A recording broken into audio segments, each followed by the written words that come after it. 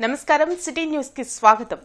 కూటమి ప్రభుత్వం బీసీలకు పూర్తి న్యాయం చేసే విధంగా 34% రిజర్వేషన్ పెంచడం ఆనందంగా ఉందని ఎమ్మెల్యే నజీర్ అహ్మద్ తెలిపారు.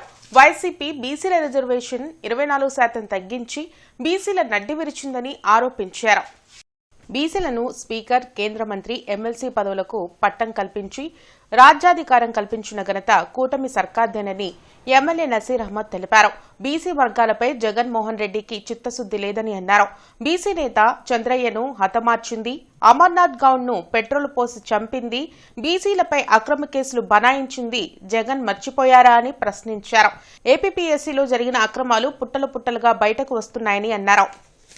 నా బీసీలు, నా ఎస్సీలు, నా మైనారిటీలని ఊకదంపుడు ఉపన్యాసాలు ఇచ్చేటువంటి జగన్మోహన్ రెడ్డి గారు మీ చిత్తశుద్ధి ఏమైపోయిందని చెప్పి నేను అడుగుతా ఉన్నా. ఆనాడు మీరు అధికారం ఉన్నప్పుడు ఎందుకు బీసీలకు 34% రిజర్వేషన్లు కల్పించలేకపోయారు అని చెప్పి ఈ సందర్భంగా నేను ప్రశ్నిస్తా ఉన్నా. కేవలం జగన్మోహన్ రెడ్డి గారు కాదు, ఈ రాష్ట్రంలో ఆ పార్టీలో కొనసాగుతున్నటువంటి బీసీ నాయకులందరూ కూడా ఒక్కసారి దీని మీద రాష్ట్ర ప్రజలకు, బీసీ వర్గాలకు సమాధానం చెప్పాలని ఈ సందర్భంగా ప్రశ్నిస్తా ఉన్నా. మేము ఒక్కసారి ఆలోచించుకోవాలి. ఈరోజు బీసీలకు ముఖ్యంగా ఒక క్లస్టర్ ఇన్ఛార్జ్గా ఉన్నటువంటి సోదరిమణిని సాక్షాత్తు రాష్ట్రంతో ఎమ్మెల్సీ ఇచ్చినటువంటి పరిస్థితులు కానివ్వండి, ఆనాడు ఇప్పుడున్నటువంటి కేంద్ర మంత్రిగా ఉన్నటువంటి రామ్మోహన్ నాయుడు గారిని కేంద్ర స్థాయి మంత్రి పదవి ఇవ్వడం కానివ్వండి, ఈరోజు స్పీకర్గా ఒక బీసీ వర్గానికి సంబంధించినటువంటి వ్యక్తిని పెట్టడం కానీ, ఈరోజు రాష్ట్ర మంత్రివర్గంలో అనేక మంది బీసీలకు అవకాశాలు ఇచ్చేటువంటి పరిస్థితులు కానీ, ఈరోజు అన్ని విషయాల్లో కూడా పెద్ద పెద్ద స్థాయిలో ఈరోజు ప్రభుత్వం బీసీలకు అండగా ఉంటున్నటువంటి పరిస్థితులు. వైసీపీ నగర అధ్యక్షురాలు నూరి ఫాతిమా 12వ డివిజన్లో పర్యటించి ప్రజల నీటి సమస్యలను అడిగి తెలుసుకున్నారు. గత నెల రోజులుగా పలు ఇళ్లలో తాగునీటి రంగు మారడం, దుర్వాసన రావడంతో ప్రజలు ఇబ్బందులు పడుతున్నారని ఆమె తెలిపారు. కృష్ణా, గోదావరి నీరు కలవడం, ట్యాంక్ లేదా పైప్ లైన్లు సమస్యల వల్ల ఈ పరిస్థితి ఏర్పడిందా అనేది అధికారులు నీటి నమూనాలను పరీక్షించి స్పష్టంగా తెలియచేయాలని ఫాతిమా కోరారు. నీటిని కాచి తాగాలని సూచిస్తున్న నేపథ్యంలో సమస్య ఎప్పటిలోగా పరిష్కారమవుతుందో ప్రజలకు చెప్పాలని ఆమె డిమాండ్ చేశారు. కార్యక్రమంలో 12వ division ward president Salim, Rajesh, Firoz, Amir, Faraz తదితరులు పాల్గొన్నారు. డెవలప్మెంట్ అనంటే బిల్డింగ్లో లేకపోతే రోడ్లో లేకపోతే డ్రైన్లు వేయటం కాదు, దాన్ని కట్టిన తర్వాత సరిగ్గా చూసుకునే బాధ్యత కూడా మీ మీద ఉంది. ఈరోజు శానిటేషన్ ఎంత చండాలంగా ఉందంటే ఎక్కడా కూడా 2 రోజులకు ఒకసారి వస్తున్నారంటున్నారు కానీ ఏదో తూతు మంత్రంగా వస్తున్నారు, ఏదో పైన చెత్త తీసిపోతున్నారు తప్ప ఎక్కడా కూడా కరెక్ట్గా లేదు. వాటర్ అనేది ఫ్లో అవ్వట్లేదు, కాలువలలో నీళ్లు అలాగే స్టాగ్నెంట్ అవుతున్నాయి. అలాగే డ్రై ఉన్న చోట ఏమో మలేరియా స్ప్రే చేస్తున్నారు, కానీ ఎక్కడ కూడా వెట్టుండి లావా ఉందో అక్కడైతే స్ప్రే చేయట్లేదు. ఏదో తూతు మంత్రంగా చేసుకొని పోతున్నారు తప్ప ఎక్కడ కూడా సక్రమంగా పని చేయట్లేదు. శ్రావణ శుక్రవారం సందర్భంగా గార్డెన్ శ్రీ వెంకటేశ్వర స్వామి వారి దేవస్థానానికి భక్తులు పోటెత్తారు. గుంటూరు తిరుపతిగా పేరుగాంచిన గార్డెన్ శ్రీ వెంకటేశ్వర స్వామి వారి దేవస్థానంలో శ్రావణ మాస ఉత్సవాలు నిర్వహిస్తున్నామని అర్చకులు మాధవస్వామి తెలిపారు. శ్రావణ శుక్రవారం సందర్భంగా 500 మంది ముత్తైదువులతో సామూహిక వరలక్ష్మి వ్రతాలు నిర్వహించామని చెప్పారు. ప్రతిరోజు జరిగే అమ్మవారి పూజల్లో ప్రతి ఒక్కరూ పాల్గొని అమ్మవారి కృపను పొందాలని కోరారు. అవకాశం లేనటువంటి వాళ్ళు 2వ వారం పౌర్ణమికి ముందు వచ్చేటువంటి 2వ వారం మాత్రం తప్పనిసరిగా ఈ యొక్క వ్రతాన్ని ఆచరించి తీరాలి. ఈ వ్రతాన్ని కనుక ఆచరించినట్లయితే ఆ వరలక్ష్మి అనుగ్రహం వల్ల సర్వ శుభాలు చేకూరుతాయని అమ్మవారే చక్కగా చెప్పి ఉన్నది చాలా మంది స్వప్నంలో కల్పించి. కాబట్టి శ్రావణ మాసంలో 2వ శుక్రవారం రోజున వరలక్ష్మి వ్రతం అంటారు. కాబట్టి ఈ రోజున అమ్మని సేవించిన, దర్శించిన, అర్చించినా కూడా స్త్రీలందరూ కూడా జన్మజన్మని సువాసిని జన్మ ప్రాప్యత, జన్మలు కూడా ముత్తైదుగా జన్మించే అవకాశాన్ని, సర్వ సౌభాగ్యాన్ని కూడా అమ్మ ప్రసాదిస్తుంది. కాబట్టి ప్రతి ఒక్కరూ కూడా అమ్మను దర్శించి, సేవించి వరలక్ష్మి వ్రత కార్యక్రమంలో పాల్గొని అమ్మ యొక్క అనుగ్రహానికి పాత్రలు కావాల్సిందిగా కోరుచున్నాం. అరండల్పేటలోని అష్టలక్ష్మి దేవాలయంలో అమ్మవారికి విశేష అభిషేకాలు, పూజలు జరుగుతున్నాయి. శ్రావణ శుక్రవారం సందర్భంగా అష్టలక్ష్మి దేవాలయంలో ముత్తైదువులతో సామూహిక వరలక్ష్మి వ్రతాలు జరిగాయి. ప్రతిరోజు ఉదయం, సాయంత్రం అమ్మవారికి విశేష పూజలు, అభిషేకాలు జరుగుతున్నాయి. ఈ పూజల్లో భక్తులు పెద్ద సంఖ్యలో పాల్గొన్నారు. సహస్రనామం ఎంతో పదవి నివేదనం సమర్పయామి 5 పర్యాయాలు భక్తి ఆని సమర్పయామి హస్తవృక్షాలయ రామరామ సమర్పయామి చంద్రశ్యామి గీతం శ్రావ్యామి సమస్త రాజోపచార శక్తోపచార భక్తోపచార పూజాం సమర్పయామి. ప్రత్యేకంగా వరలక్ష్మి వ్రతం నాడు అమ్మవారికి బంగారు కలువపులతో 1100 బంగారు కలువపులతో సహస్రనామం జరిగింది. మరి ఇప్పుడు ముత్తైదులందరూ కూడా ఆ వరలక్ష్మీదేవి వ్రతం ఆచరిస్తున్నారు. మరి ఈ శ్రావణ మాసం నెల రోజులు కూడా మన దేవాలయంలో విశేష పూజా కార్యక్రమాలు ఉంటాయమ్మా. మొదటి మంగళవారం లక్ష విరజాదులు పూజ పూర్తి చేసుకున్నాము. రాబోయే 2వ మంగళవారం పసుపు, 3వ మంగళవారం కుంకుమ, 4వ మంగళవారం గంధము, శ్రావణ బహుళ అమావాస్య నాడు లక్షగాజుల పూజతో ఈ కోటి కుంకుమార్చన పూర్తవుతుంది. కంచి కామకోటి మెడికల్ ట్రస్ట్ శంకరకంటి ఆసుపత్రి ఆధ్వర్యంలో ఈ నెల 23వ తేదీన మెగా కంటి వైద్య శిబిరం జరగనుంది. పొన్నూరు రోడ్లోని అంజుమన్ స్కూల్లో ఈ వైద్య శిబిరం నిర్వహించనున్నారు. ఎమ్మెల్యే నసీర్ అహ్మద్ ట్రస్ట్ ప్రతినిధులు దీనికి సంబంధించిన పోస్టర్లను ఆవిష్కరించారు. ప్రజలు ఈ వైద్య శిబిరాన్ని సద్వినియోగం చేసుకోవాలని ఎమ్మెల్యే నసీర్ సూచించారు.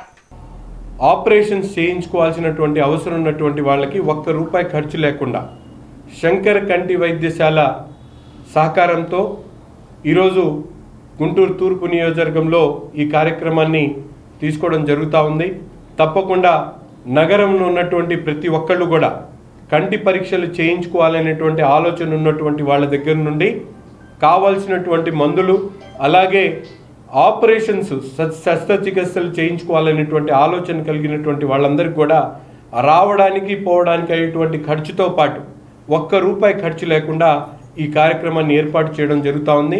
దీన్ని ప్రతి ఒక్కరు కూడా సద్వినియోగం చేసుకొని ఎవరైతే ఈ మీడియా ద్వారా తెలుసుకున్నటువంటి సోదరులు సోదరిమణులందరూ కూడా తమ చుట్టుపక్కల ఉన్నటువంటి పేదలకు, ముఖ్యంగా వృద్ధులకు ఈ విషయాన్ని తెలియజేసి, ఎందుకంటే ఈరోజు పెద్ద ఎత్తున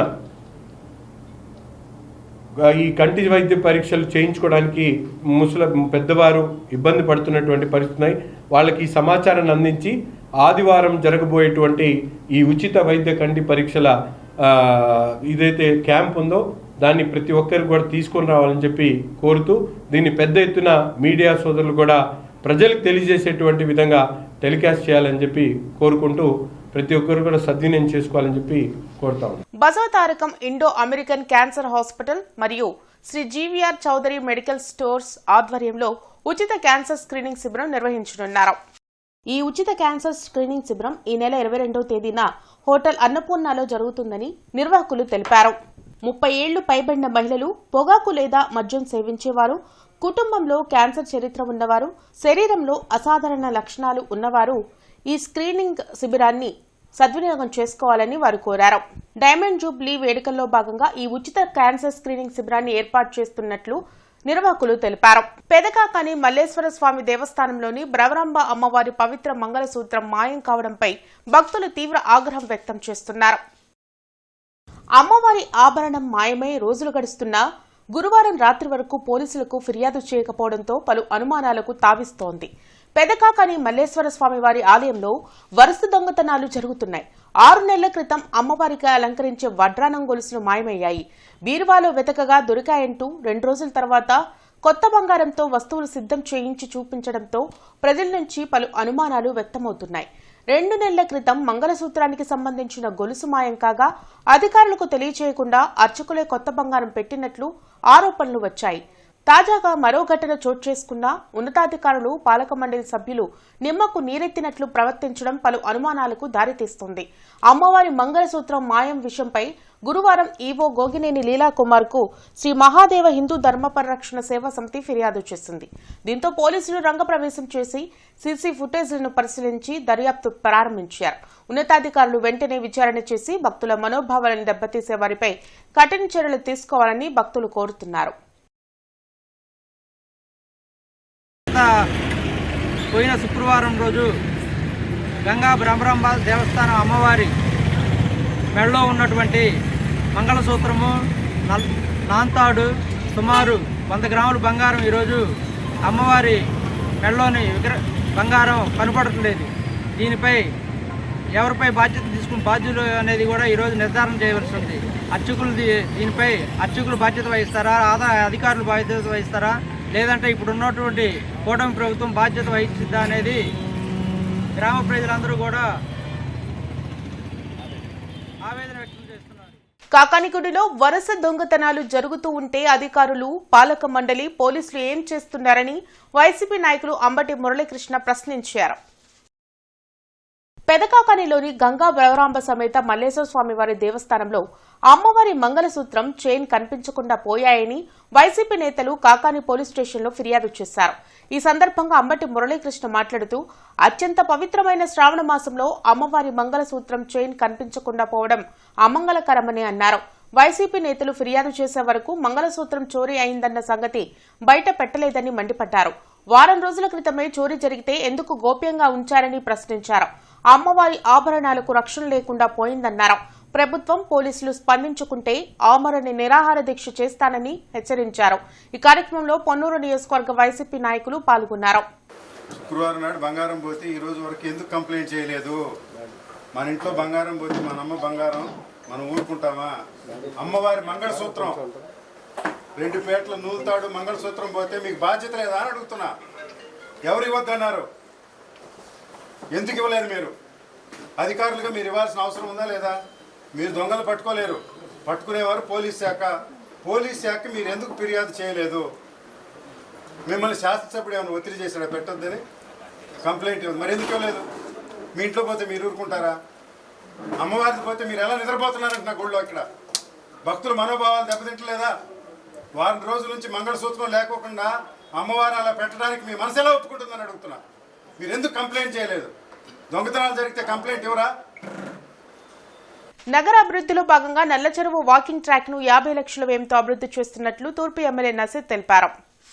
దాదాపు 2 ఏళ్లుగా అసంపూర్తిగా ఉన్న పనులతో స్థానికులు ఇబ్బందులు పడుతున్న నేపథ్యంలో 4 డివిజన్లకు చెందిన సుమారు 40,000 మంది ప్రజలకు ఉపయోగపడేలా వాకింగ్ ట్రాక్, జిమ్ పరికరాలు, షటిల్ కోర్ట్ తదితర సౌకర్యాలను ఏర్పాటు చేస్తున్నట్లు నజీర్ అహ్మద్ తెలిపారు. చంద్రబాబు నాయుడు నాయకత్వంలోని కూటమి ప్రభుత్వం మౌలిక వస్తువుల అభివృద్ధికి ప్రాధాన్యత ఇస్తుందని, గుంటూరు నగరంలోని ప్రతి డివిజన్లో ఒక వాకింగ్ ట్రాక్, పార్కుల ఏర్పాటుకు చర్యలు తీసుకుంటున్నట్లు తెలిపారు. బీఆర్ స్టేడియంలో ఇండోర్ సౌకర్యాలు, బ్యాడ్మింటన్, స్విమ్మింగ్ పూల్ తదితర కార్యక్రమాలు కూడా కొనసాగుతున్నాయని చెప్పారు.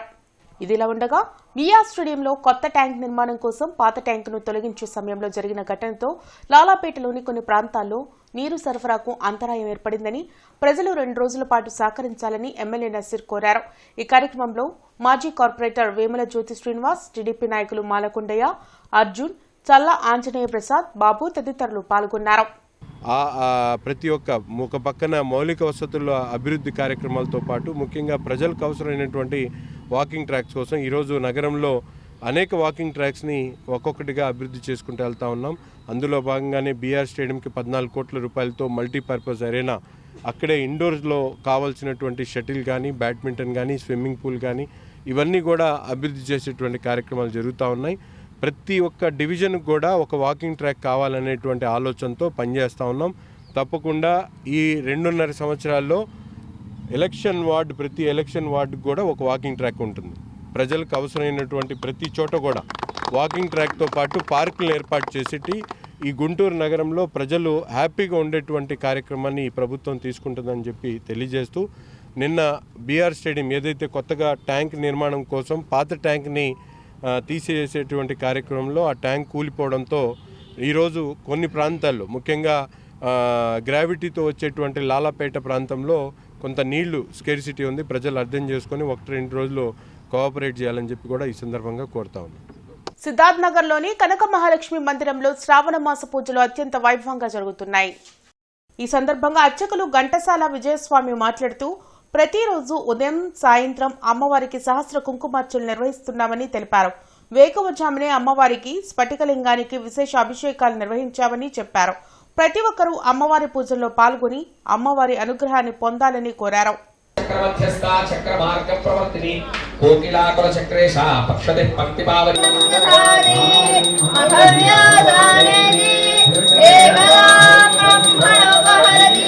ప్రాతకాలం నుండి కూడా ఉదయం అమ్మవారికి శ్రీచక్రార్చన, స్ఫటికలింగమునకు విశేషార్చన, అభిషేకము, అర్చన, సహస్రనామార్చన, అలాగే సామూహికంగా సువాసినులచే వరలక్ష్మి వ్రతాలు జరుగుతూ ఉన్నాయి. ఇదే విధంగా ప్రతిరోజు కూడా మాసదీక్షగా శ్రావణ మాసంలో ప్రతి మంగళవారము, ప్రతి శుక్రవారము సువాసినులచే కుంకుమార్చన, మంగళగౌరీ వ్రతాలు అత్యంత వైభవపేతంగా జరుగుతున్నాయి. ఈ కార్యక్రమంలో వేలాది మంది భక్తులు పాల్గొని అమ్మవారి కృపా కటాక్షాలు పొందుతూ ఉన్నారు. గుంటూరు తూర్పు నియోజకవర్గం మాజీ ఎమ్మెల్యే మహమ్మద్ ముస్తఫాపై కక్షతో అక్రమ కేసు నమోదు చేశారని వైఎస్సార్ కాంగ్రెస్ పార్టీ జిల్లా ఉపాధ్యక్షులు సందేటి రాజేష్ మండిపడ్డారు. మహమ్మద్ ముస్తఫాకు బెయిల్ మంజూరు కావాలని కోరుతూ శుక్రవారం పాత బస్టాండ్ మత్తయ్య చర్చిలో ప్రత్యేక ప్రార్థనలు నిర్వహించారు. ఈ సందర్భంగా వైఎస్సార్ కాంగ్రెస్ పార్టీ ఎస్ఎస్ఎల్ నాయకులు మాట్లాడుతూ వ్యాపార సమస్యను ఆసరాగా చేసుకుని అక్రమ కేసు పెట్టడం దుర్మార్గమన్నారు. భగవంతుడు ఆశీస్సులు దీవులతో త్వరగా బెయిల్ మంజూరు కావాలని కోరారు. కార్యక్రమంలో వైఎస్సార్ కాంగ్రెస్ పార్టీ నాయకులు అంబేద్కర్, దూపాటి సల్మాన్, జ్యోతిబాబు, దూపాటి వంశీ, ఇర్మియా, అనిల్ పలువురు నాయకులు పాల్గొన్నారు.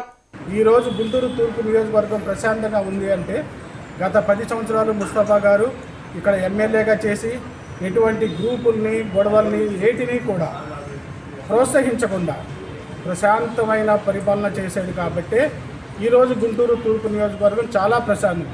అటువంటి సౌమ్యుణ్ణి, అటువంటి ప్రశాంతంగా ఉండే మనిషిని తీసుకెళ్ళి ఈ కూటమి ప్రభుత్వం అక్రమంగా కేసులో ఇరికించి చెయ్యని దాన్ని రావాల్సిన డబ్బులు అడిగితే కేసు అంటే ఇవి ఇప్పటివరకున్న వార్తా వివరాలు. మరికొన్ని వార్తా విశేషాలతో మళ్ళీ కలుద్దాం. అంతవరకు సెలవు. నమస్కారం.